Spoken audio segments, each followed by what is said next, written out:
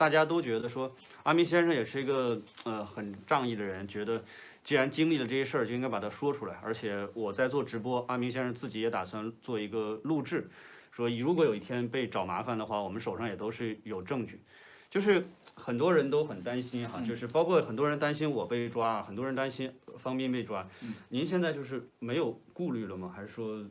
就是为什么想要来参加我的直播，来把您的故事讲出来？因为我认为是这样的，我认为因为我是这件事情的亲历者，而且说的话，受害者，我不想让我爸爸这样的死去，我想让更多人了解我爸爸从生病到去世的整个过程经历但是呢，你说担心呢，说心里话，我自己对我个人我没有什么好担心的。你看我现在，我爸爸去世了以后，我到现在其实还是属于是隔离期嘛。然后的话呢，我认为的话，我本身我的话没有什么好担心的。其实我只是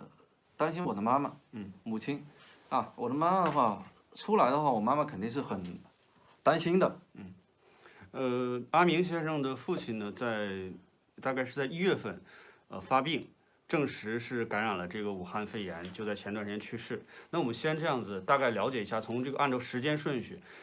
令尊大概是什么时候感染，能够了解吗？还是说不知道怎么感染，但是1月份就发病了？我爸爸呢是这样的，我爸爸身体其实一直都还是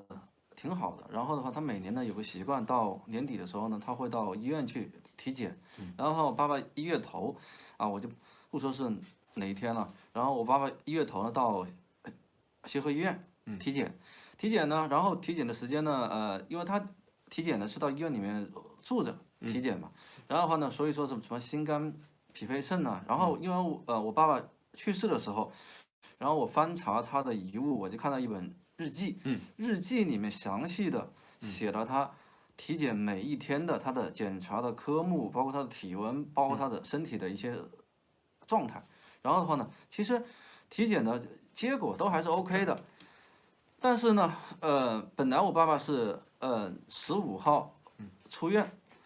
但是就在出院的当天他就发烧，发烧呢一直是低烧，因为当时我没在武汉，当时我在外地出差，然后我妈妈是17号才跟我讲，我爸爸一直发烧，然后的话呢，烧一直没退，然后我18号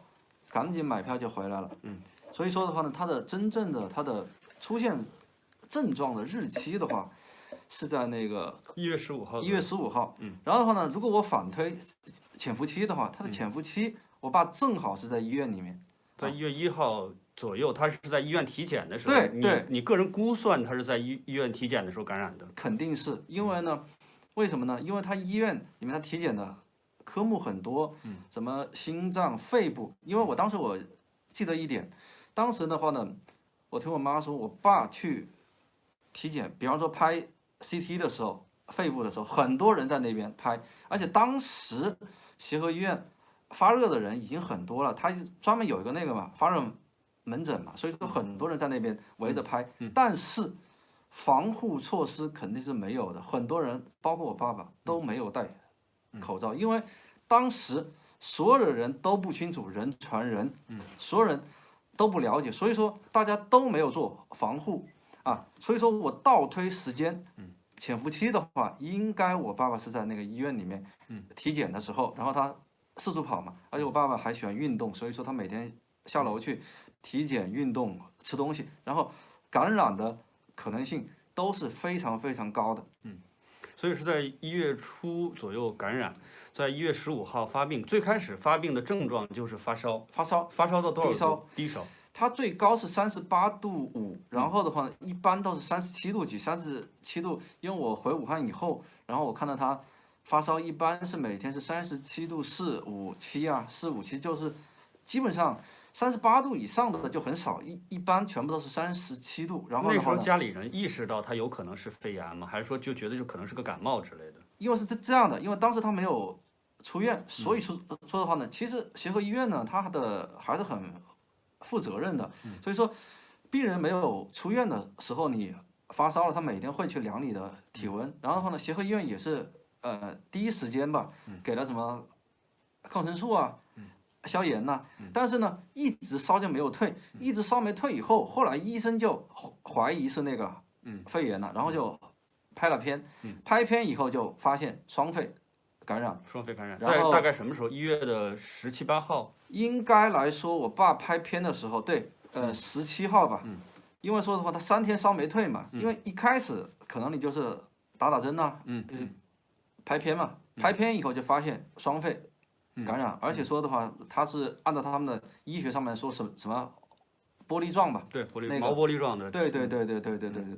对，然后就怀疑是那个事儿了。后来我爸的医生，后来我爸帮我爸看病的医生也是出现了类似的症状，医生也有感染的也就情况。医生也感染了。当时我爸还以为是他感染给医生的，但是现在我回想的话，其实当时协和医院就已经出现了一传14，就已经出现了，因为网上已经有了嘛，这个不是我乱说的嘛。你协和医院的那个神经外科吧，已经出现了一传14了，所以说的话，你当时而且协和医院里面很多医务啊、病人啊，其实已经那个了。所以说我爸还以为是他传给医生的。我现在回想的话，其实是谁传染给谁的都还不是很清楚嘛。所以这也有确实很多的猜想，包括我的走访和打电话问的一些这儿的疑似的病人，问到是怎么